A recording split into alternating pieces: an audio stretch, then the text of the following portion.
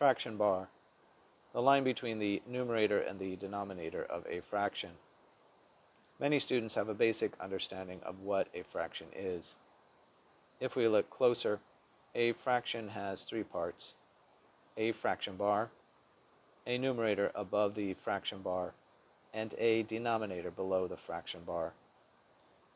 We can literally speak a fraction bar by saying, quote, divided by, end quote, as in 3/5 is 3 divided by 5. When pressed, students become easily confused by the positions a fraction represents.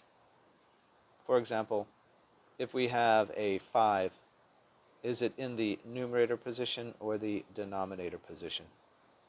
Since every number is a fraction, 5 is 5/1, so the 5 is in the numerator position.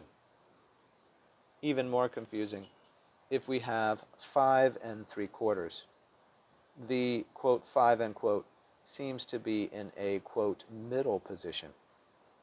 The fact is, there is no such thing as a middle position in math. There is only a numerator or a denominator. The 5, in this case, is in the numerator position because every number is a fraction, and 5 is 5/1. The fraction bar is the name of the line which is drawn between the numerator position and the denominator position in a fraction. Related words: numerator, denominator, fraction.